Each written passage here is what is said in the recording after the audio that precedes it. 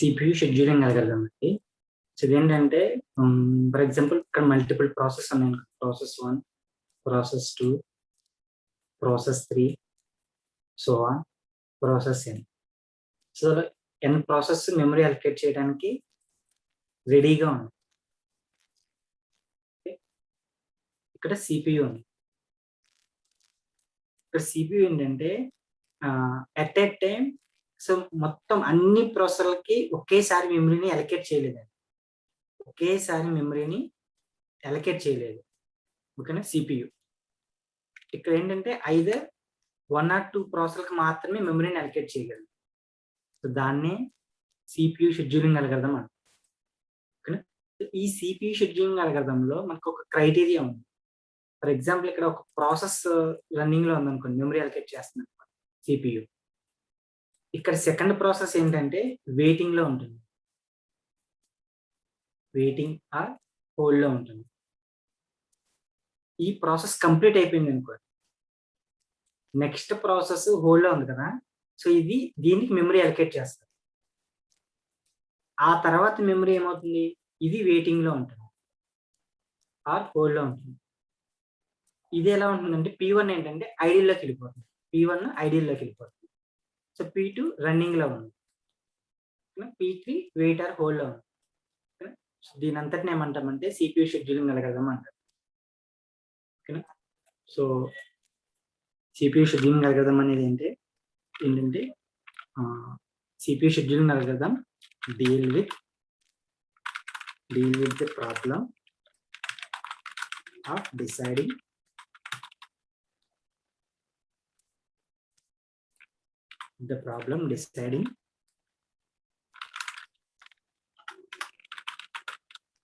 which of the process in the ready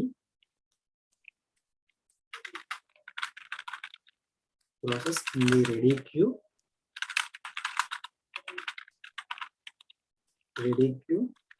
is to be allocated the CPU. So దాన్ని CPU scheduling algorithm అంటారు. CPU scheduling algorithm is deal with the problem of deciding which of the process in the ready queue is allocated to the CPU, right? So and is used to select among the process in memory that are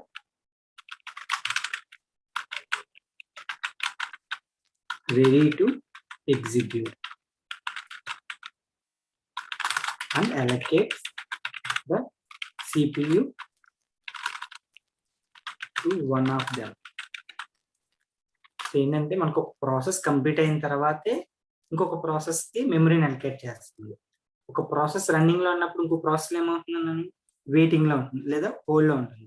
remaining అన్ని idle లో ఉంటాయి. One process is running. ఒక process running లో ఉన్నప్పుడు another process ఏమవుతుంది, another process is on hold or wait.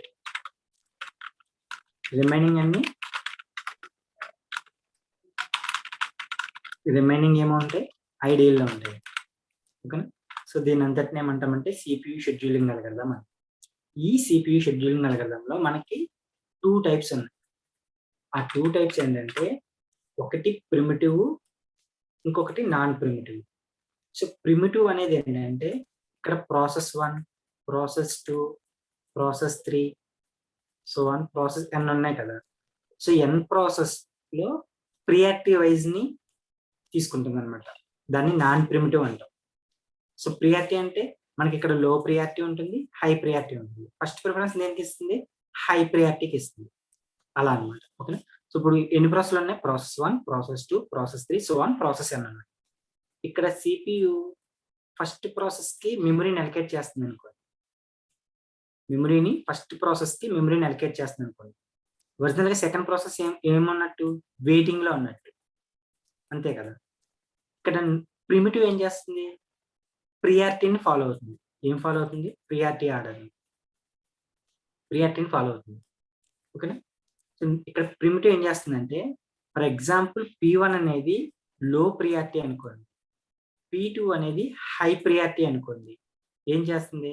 So P1 memory allocate చేయడానికి రన్నింగ్‌లో ఉన్నా సరే, ఈ CPU ఏం చేస్తుందంటే P1ని హోల్డ్‌లో పెట్టేస్తుంది. P1ని ఏం చేస్తుంది? హోల్డ్‌లో పెట్టేస్తుంది. ఎందుకు? ఇది లో ప్రియారిటీ కాబట్టి. ఎవరికి మెమరీ అలొకేట్ చేస్తుంది ఫస్ట్ ప్రిఫరెన్స్? హై ప్రియారిటీకి. సో P2 హై ప్రియారిటీ అనుకోండి. దేనికి ఇచ్చేస్తుంది మెమరీ అలొకేషన్? P2కి ఇచ్చేస్తుంది. సో హై ప్రియారిటీ కంప్లీట్ అయిన తర్వాత, సో అప్పుడు మళ్ళీ P1 అనేది మెమరీ అలొకేషన్ జరుగుతుంది. ఓకేనా? సో ఇది ప్రియారిటీ వైస్ జరుగుతుందన్నమాట. దాన్ని ప్రిమిటివ్ అంటాం. అదే నాన్ ప్రిమిటివ్ అనుకోండి, ఇక్కడ ప్రాసెస్ 1, ప్రాసెస్ 2, ప్రాసెస్ 3 ఇలా ఉన్నాయి. ఇక్కడ CPUకి ఫస్ట్ ప్రాసెస్ మెమరీ అలొకేట్ చేస్తుంది అనుకోండి. Second process ఏమున్నట్టు?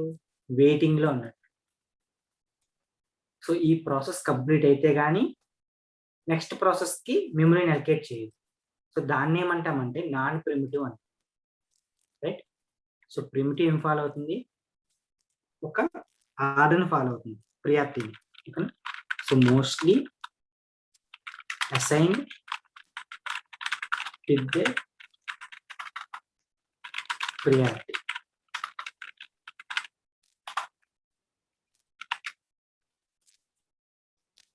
With the priority. Sometimes ఏమవుతుంది? Sometimes it's important to run a task with higher priority before another low priority task. Even if the low priority task is still running, the lower priority task hold for some time and resources when the higher priority task finish its execution. ఇందాక చెప్పాను కదా, so అది. So process 1, process 2 ఇలా ఉన్నప్పుడు first process CPU memory allocate చేస్తుంటే, ఓకేనా, second process high priority అనుకోండి, ఇది వెయిటింగ్ లో ఉంది కదా, ఇది హై ప్రియారిటీ అనుకోండి. ఫస్ట్ ప్రాసెస్ ఏం చేస్తుంది? CPU హోల్డ్ లో పెట్టేస్తుంది. ఎందుకు అంటే ప్రిమిటివ్ హై ప్రియారిటీని ఫాలో అవుతుంది కాబట్టి. సో హై ప్రియారిటీకి ఫస్ట్ ఛాన్స్ ఇచ్చేస్తుంది. So first chance P2 execute అయిపోతుంది, అలొకేట్ చేసేస్తుంది. ఆ తర్వాతే P1. ఓకేనా? సో ఇది ప్రియారిటీని తీసుకుంటుంది. దాన్ని ప్రిమిటివ్ షెడ్యూలింగ్ అంటాం. అదే నాన్ ప్రిమిటివ్ అనుకోండి, ఒక ప్రాసెస్ జరుగుతున్నప్పుడు నెక్స్ట్ ప్రాసెస్ వెయిటింగ్ లోనే ఉంటుంది. ఒక ప్రాసెస్ కి మెమరీని అలొకేట్ చేస్తుంది అనుకోండి. సో P2 ప్రాసెస్ ఏంటి? వెయిటింగ్ లోనే ఉంటుంది. ఈ ప్రాసెస్ కంప్లీట్ అయిన తర్వాత అప్పుడు P2కి మెమరీని అలొకేట్ చేస్తుంది. ఆ తర్వాత ఇంకేదైనా ప్రాసెస్ ఉంటే ఇది వెయిటింగ్ లో ఉంటుంది. ఓకేనా? సో దీన్ని ఏమంటామంటే నాన్ ప్రిమిటివ్ అంటాం. సో నాన్ ప్రిమిటివ్ అనేది ఏంటి? If once a process has been given CPU,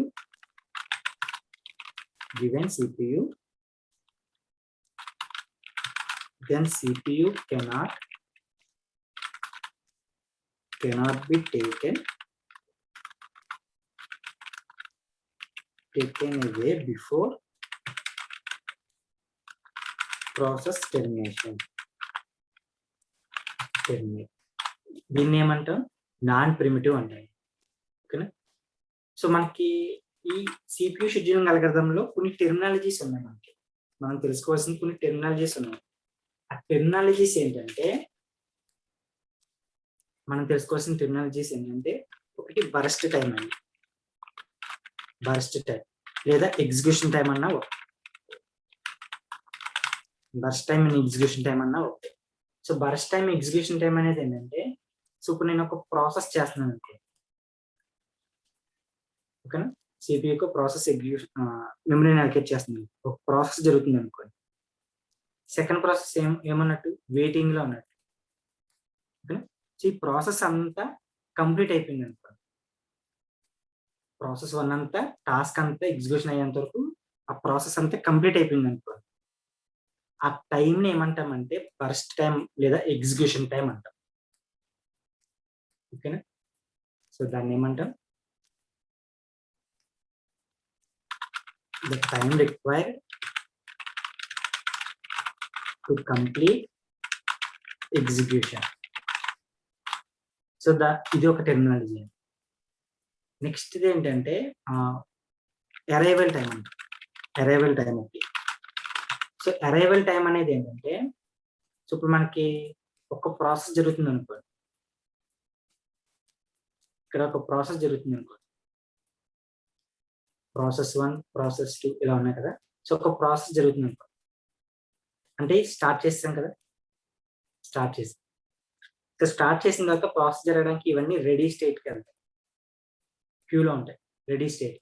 ఎప్పుడైతే ఒక ప్రాసెస్ రెడీ స్టేట్కి ఎంటర్ అయిందో, ఎప్పుడైతే ప్రాసెస్ జరగడానికి ఆ ప్రాసెస్ రెడీ స్టేట్కి ఎంటర్ అయిందో, దాన్ని అరైవల్ టైం అంటాము. ఎగ్జిక్యూషన్ చేయడానికి మనకున్న ప్రాసెసర్లో రెడీ స్టేట్కి ఎప్పుడైతే ఎంటర్ అయిందో దాన్ని ఏమంటాం, అరైవల్ టైం అంటాం. సో అరైవల్ టైం అనేది ఏంటి, when process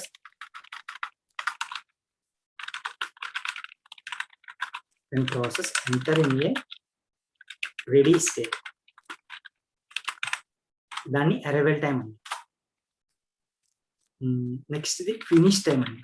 finish time. So finish time అనేది ఏంటంటే, ఒక ప్రాసెస్ జరుగుతుంది కదా. సో ఒక ప్రాసెస్, ఇలా మల్టిపుల్ ప్రాసెస్లు ఉన్నాయి. సో మల్టిపుల్ ప్రాసెస్ క్రియేట్ చేసిన తర్వాత స్టార్ట్ చేస్తాను. తర్వాత ఈ ప్రాసెస్ జరగడానికి రెడీ స్టేట్లో ఉంటాయి. సో రెడీ స్టేట్ నుంచి నేను రన్ చేస్తాను, తర్వాత టెర్మినేట్ చేస్తాను. ఫస్ట్ ప్రాసెస్ రెడీగా ఉంది, రన్ అవుతుంది. సో రిమైనింగ్ ఏమవుతుంది అంటే, ప్రాసెస్ 2, ప్రాసెస్ 3 వెయిటింగ్ స్టేట్లో ఉంటాయి. సో ఫస్ట్ ప్రాసెస్ కంప్లీట్ అయిపోయింది. అలానే నెక్స్ట్ సెకండ్ ప్రాసెస్ రన్నింగ్లోకి వెళ్ళింది, థర్డ్ ప్రాసెస్ వెయిటింగ్లో ఉంది. సో సెకండ్ ప్రాసెస్ కూడా కంప్లీట్ అయిపోయింది. థర్డ్ ప్రాసెస్ ఇప్పుడు రన్నింగ్లో ఉంది. సో థర్డ్ ప్రాసెస్ కూడా కంప్లీట్ అయిపోయింది. 100% మొత్తం అన్ని ప్రాసెస్ కంప్లీట్ అయిపోయినాయి. అక్కడతో మొత్తం కంప్లీట్ అయిపోయి సిస్టమ్ నుంచి ఎగ్జిట్ అయిపోయింది మొత్తానికి. సో దాని అంతటిని ఏమంటామంటే ఫినిష్ టైం అంటాం. మొత్తం టాస్క్ అంతా అక్కడితో కంప్లీట్ అయిపోయి ఎగ్జిట్ అయిపోయింది సిస్టమ్ నుంచి. సో దాని అంతటిని ఏమంటాం, ఫినిష్ టైం అంటాం. ఇది ఒక టెర్మినాలజీ. ఫినిష్ టైం అనేది ఏంటి, when process completed and exit from system. So దాన్ని ఏమంటామంటే ఫినిష్ టైం అంటామండి. Next job time, job and user, ఫైనల్గా ప్రాసెస్.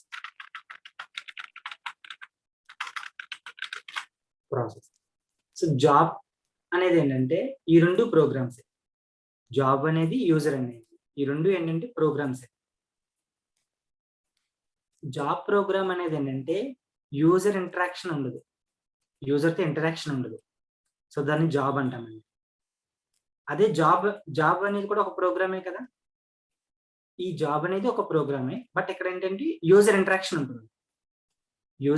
యూజర్ అనేది ఒక ప్రోగ్రామే, ఇక్కడ యూజర్ ఇంటరాక్షన్ అనేది ఉంటుంది. అదే జాబ్ కనుకోండి, జాబ్ అనేది ఒక ప్రోగ్రామే, బట్ ఇక్కడ జాబ్ దగ్గర యూజర్ ఇంటరాక్షన్ అనేది ఉండదు. ఓకేనా, దాన్ని జాబ్ యూజర్ అంటారు. ప్రాసెస్ అనుకోండి, ఈ జాబ్ని అండ్ యూజర్ని, ఈ రెండింటిని ఏం చేస్తుంది, యూజ్ చేస్తుంది. సో దాన్ని ప్రాసెస్ అంటారు. ఓకే, సో జాబ్ అనేది ఏంటంటే ఈజీ ప్రోగ్రామ్, అలాగే యూజర్ అనేది కూడా ఈజీ ప్రోగ్రామ్.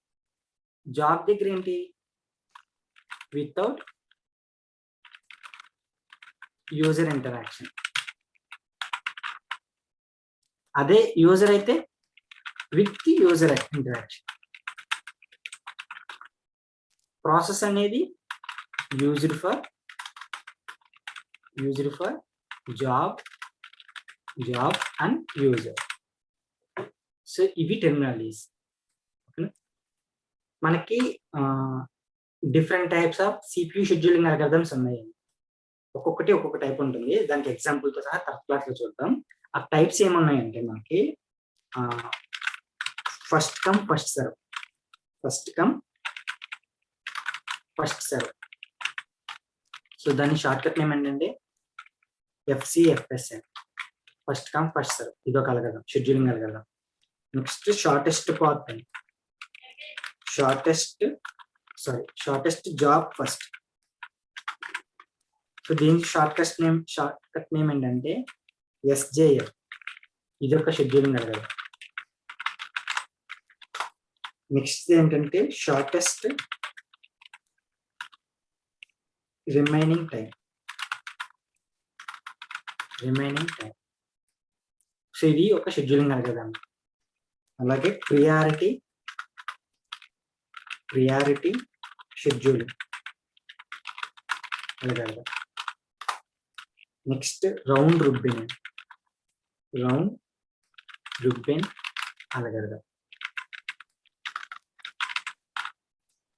సో లాస్ట్ది మల్టిపుల్ లెవెల్ క్యూ షెడ్యూలింగ్ అడగదు. సో ఇవి మనకున్న CPU షెడ్యూలింగ్ అల్గోరిథమ్స్ లో టైప్స్. ఓకే.